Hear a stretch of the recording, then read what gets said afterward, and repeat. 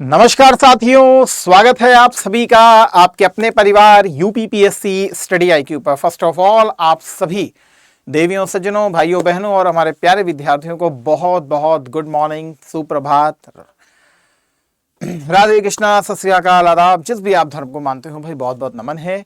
चलिए स्टार्ट करते हैं आज के इस मॉर्निंग सेशन को। फिलहाल माफी चाहेंगे, कल आपकी क्लास नहीं हो पाई थी तो बिकॉज ऑफ सम रीजंस। तो चलिए आज को स्टार्ट करते हैं और देखने का प्रयास करते हैं आपके साथ आज कौन से क्वेश्चन हमारे साथ हैं।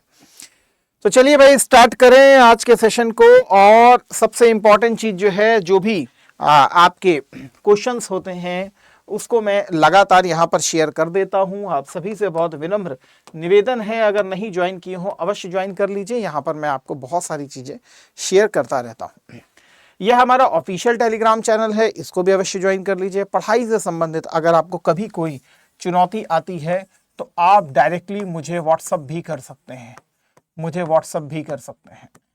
ठीक है। तो आप मुझे डायरेक्टली व्हाट्सअप भी कर सकते हैं। चलिए आज के सेशन की तरफ आपके साथ चलते हैं। और संगम पीरियड है और संगम पीरियड के कुछ क्वेश्चंस को आपके साथ अवश्य देखेंगे। जरा प्लीज बताने का प्रयास कीजिएगा इसके आंसर को। During the Sangam period what did the term kadamai and irai signify in the context of state administration. Sangam काल के दौरान राज्य प्रशासन के संदर्भ में कदमई या इरई शब्द क्या दर्शाता है? Custom duty on foreign trade, land revenue tax levied on peasants, war booty distributed among soldiers, token currency use in local markets. तो क्या लगता है आंसर, प्लीज बताइए। चलिए बहुत अच्छी बात है, आपने इसका आंसर दे दिया होगा। तो देखिए कदमई इरई शब्द जो हैं ये लैंड रेवेन्यू टैक्स से संबंधित हुआ करते थे, कदमई एंड इरई, ठीक है।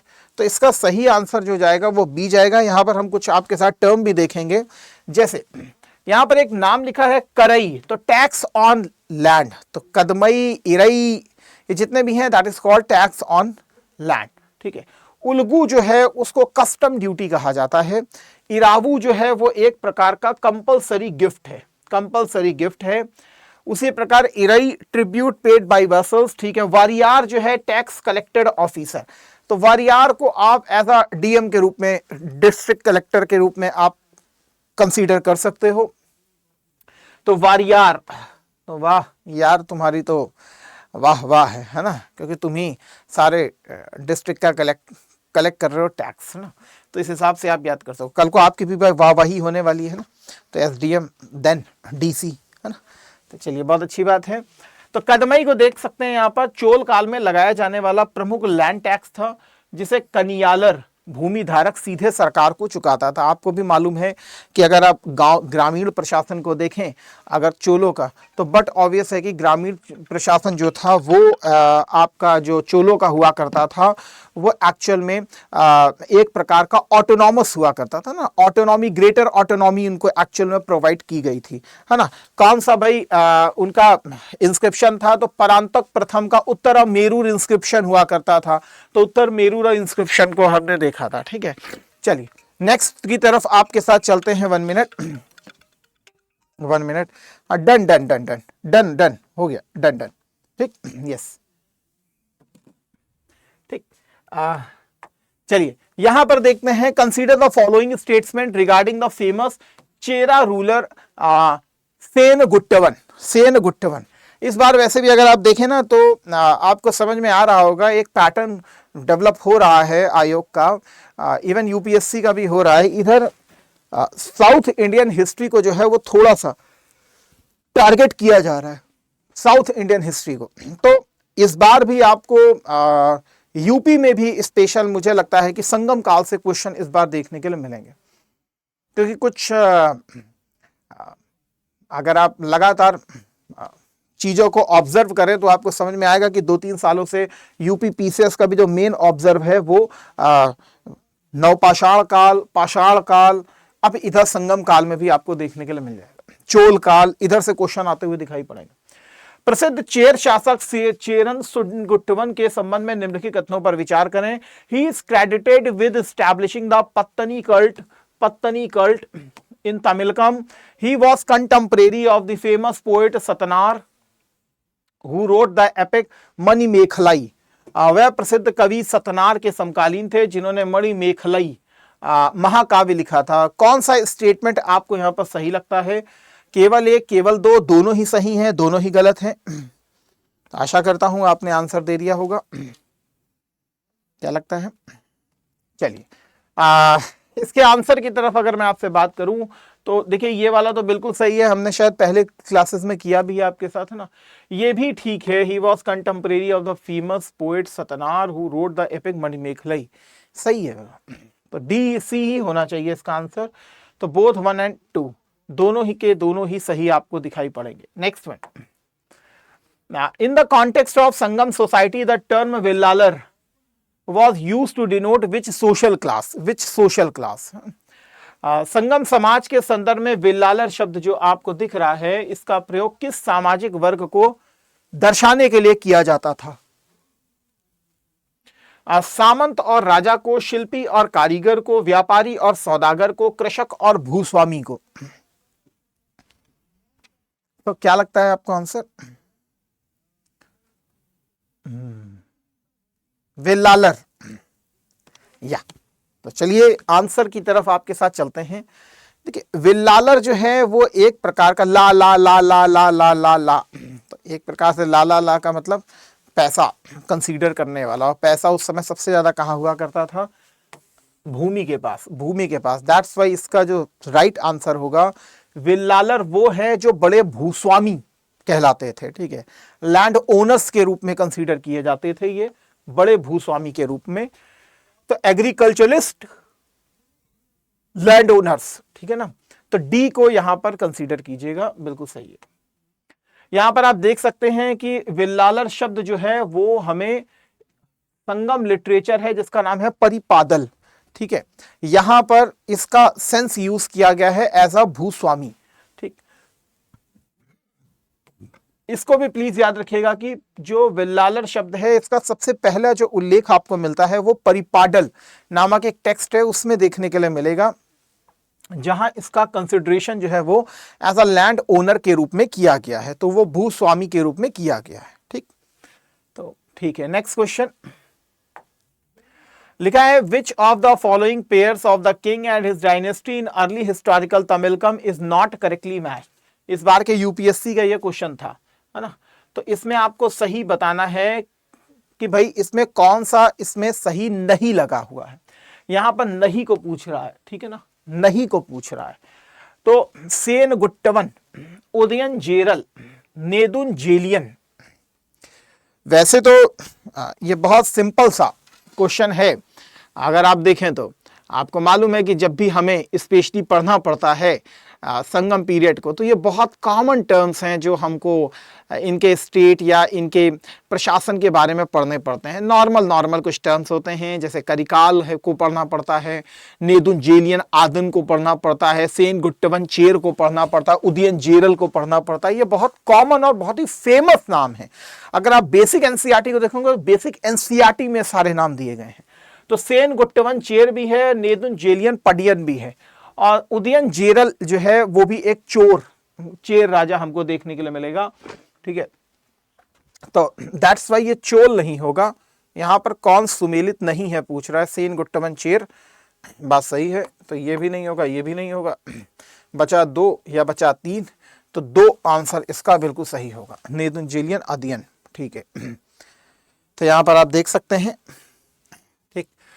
एक नया क्वेश्चन है which of the following epics is consider as the earliest epic of Tamil literature and is often as the Iliad of Tamil poetry. निम्नलिखित में से किस महाकाव्य को तमिल साहित्य का सबसे पहला महाकाव्य माना जाता है और इसे अक्सर तमिल कविता का इलियड कहा जाता है? तमिल कविता का इलियड कहा जाता है। So what would be the answer? Silappatikaram, Silappatikaram, Silappatikaram लिखा है, शिल्पादिकरम है वो, ठीक है, शिल्पादिकरम, ठीक है, ठीक। सीवक चिंतामणि, तो वो थोड़ा सा साउथ इंडियन है, दैट्स वाई इसको हिंदी में आप लोग जीवक चिंतामणि भी पढ़ते हैं।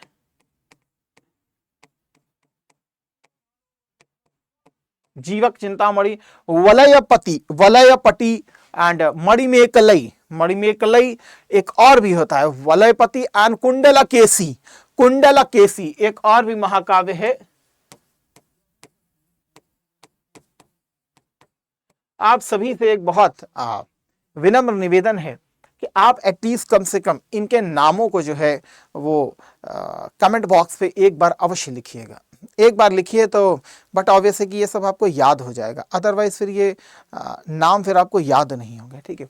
वैसे देखें तो शिल्पादिकरम में क्या क्या है, मैंने यहाँ पर लिखा भी हुआ, देखिए वैसे भी मैंने आपको बहुत बार बताया है कि जब हम शिल्पादिकरम की बात करते हैं तो शिल्पादिकरम में हमें 3 लोगों की कहानियां मिलती हैं, कोवलन, माधवी एवं कन्नगी। कन्नगी की वाइफ है कोवलन की, बट कोवलन जो है वो माधवी नामक एक प्रोस्टिट्यूट के जाल में फंस जाता है और सब कुछ तबाह कर देता है, जो भी रुपया पैसा है सब कुछ तबाह कर देता है। बाद में फिर वो अपनी पत्नी कन्नगी के पास आता है और माफ़ी मांगता है, तब कन्नगी माफ़ भी करती है और खाने के लिए कुछ नहीं होता घर में, तो कन्नगी अपना जो कंगन है वो उतार करके देती है, तब कहती है दूसरे राज्य जाओ और जाकर के इसको बेचो। तब वो पांड्यन के क्षेत्र में जाता है और वहां जाकर के बेचता है। तब जो पांड्य राजा था उसकी वाइफ का भी कंगन जो था वो वैसा ही था। परिणाम स्वरूप उसको पकड़ा जाता है और फिर मृत्युदंड दे दिया जाता है। तो कन्नगी आती है तो फिर उसको बेगुनाह साबित करती है और अपने ही प्रताप से फिर वो उसको जला देती है। फिर वापस आती है, वो पांड्यन चेर राज्य में आती है। तो चेर राज्य में जब आती है तो ये कोवलन जो है ये अनाज का व्यापारी है जो इधर उधर जाता है। तो जब चेर राजा सेन गुटवन चेर जो है वो पत्नी पूजा की पर कल्ट को फिर स्टार्ट करवाता है एज अ सती की देवी के रूप में। तो वो फिर हमारा शिल्पादिकरम में है। अच्छा, इसमें जो है मणिमेखलाई कौन है, ये स्पेशली कोवलन और माधवी की बेटी है मणिमेखलाई। तो इसमें मणिमेखला के एक साहसिक जीवन को मेंशन किया गया है, ठीक है। इसकी रचना शीतलई सतनार ने की थी, शीतलई सतनार ने की थी। कोवलन कन्नगी की कथा है, ये फिर बौद्ध धर्म को अपना लेती है कौन, मणिमेखलाई। तो मणिमेखलाई का यहाँ पर कथा है। यहाँ पर जो 3rd संगम काउंसिल हुई थी तो उसमें जितना साहित्य लिटरेचर जन्म हुआ था उसमें एक सबसे इंपॉर्टेंट नाम है एतुत तोगई का और एक का नाम है पट्टू पाट्टू का। एतुत तोगई जो है ये क्या है, स्पेशली क्या कहते हैं इसमें देखेंगे प्रेम, युद्ध, राजनीति, नैतिकता का स्पेशली वर्णन किया गया है, ठीक है। पट्टू पाट्टू को देख सकते हैं तो 10 बड़ी कविताएं हैं, विशेषकर करिकाल चोल को समर्पित भी की गई हैं बहुत सारी चीजें, ठीक है। तोलकाप्पियम ये वाला जो है ये 2nd वाले में लिखा गया था, सिर्फ और सिर्फ एक बुक तोलकाप्पियार ने लिखी थी। तोलकाप्पियम ये तमिल ग्रामर का सबसे इंपॉर्टेंट वर्जन है, तमिल ग्रामर का सबसे इंपॉर्टेंट वर्जन के रूप में हमको ये देखने के लिए मिलेगा, ठीक है। इसके अलावा यहाँ पर पथिन के लक्कू उसको आप छोड़ दीजिए, कोई मतलब नहीं है। तिरुवल्लुवर की तिरुकुरल को आप याद रख सकते हैं, ये पंचम वेद के रूप में भी जाना जाता है। तिरुवल्लुवर की तिरुकुरल या कुरल को आप याद कर सकते हैं, जिसे पंचम वेद के रूप में भी जाना जाता है, ठीक है। तो ऐसी कुछ चीजों को आप याद रख सकते हैं। बाकी इन सबको याद मत कीजिए, एंगुरु, पुरनानुनु, कुरुनतोंगई, नहीं कोई मतलब नहीं है। एतुत तोगई 8 कविताओं का संकलन है और पट्टू पाट्टू में 10 गीतों का संग्रह दिया गया, 10 गीतों का संग्रह दिया गया है। बहुत कठिन बनाना होगा तो इतने में ही जाएगा, इससे ऊपर नहीं जाएगा। वैसे संगम काल से जब भी क्वेश्चन आते हैं बहुत सरल से आते हैं, ठीक है। चलिए देवियों सज्जनों, सेशन को यहीं विराम देते हैं, लेकिन आपको ये भी हम बताना चाहेंगे कि अभी भी कुछ सीटें हमारी स्पेशली बाकी हैं मई मॉर्निंग बैच में, जो कि हमारा इंग्लिश मीडियम का बैच है। अगर आप उसका पार्ट बनना चाहते हैं तो ये अपने फुल फ्लेज्ड रूप में 31 मई से इसका लास्ट डेट है, इसमें स्टार्ट हो जाएगा। प्रॉपर आपको टीम यहाँ पर मिलेगी, जिसमें मैं भी शामिल हूँ, हमारे विपुल सर भी शामिल हैं, योगेंद्र सर भी शामिल हैं, और भी जितनी सम्मानित फैकल्टीज हैं वो सभी यहाँ पर शामिल हैं। तो ये प्री मेंस इंटरव्यू का बैच होगा। लेकिन आप सब बहुत अच्छे से जानते हैं कि भाई ये जब भी आपको बैच लीजिए तो आपसे एक बड़े भाई के रूप में मैं विनम्र प्रार्थना करता हूँ, हमेशा प्लैटिनम की तरफ ही जाइए। क्यों? क्योंकि यहाँ पर आपको फिर प्रीलिम्स का स्पेशल बैच, प्रीलिम्स का क्रैश कोर्स, मेंस का क्रैश कोर्स, मेंस का स्पेशल बैच, मेंस की टेस्ट सीरीज, पूरी किताबें, ये सारी चीज़ें आपको यहाँ पर प्रदान कर दी जाती हैं। किसी भी बैच को आपको परचेज करना हो तो आप मेरे इस कोड को यूज़ कर सकते हैं, साई लाइफ को। इससे मैक्सिमम डिस्काउंट तो आपको मिलेगा ही मिलेगा, एज अ पर्सनल मेंटरशिप भी मेरी मिलेगी। इसके अलावा आप मुझे डायरेक्टली व्हाट्सअप भी कर सकते हैं। किसी भी पढ़ाई रिलेटेड कोई भी सलाह की नीड हो तो आप मुझे डायरेक्ट व्हाट्सअप भी कर सकते हैं, या आप हमारे ऑफिशियल नंबर पर भी कॉल कर सकते हैं और आप उनको मेरा रेफरेंस दे सकते हैं। आपको मैक्सिमम डिस्काउंट यहाँ पर प्रोवाइड कर दिया जाएगा। तो इन्हीं शब्दों के साथ देवियों सज्जनों, आज के सेशन को यहीं विराम देते हैं। पुनः आपसे कल मुलाकात होगी। तब तक अपना ख्याल रखिए, परिवार का ख्याल रखिए और अपना बेस्ट देते रहिए, क्योंकि हार्ड वर्क का कोई विकल्प नहीं होता है। जितना हार्ड वर्क आप करेंगे, स्मार्ट वर्क का भी उतना ही जन्म होता चला जाएगा। Thank you so much.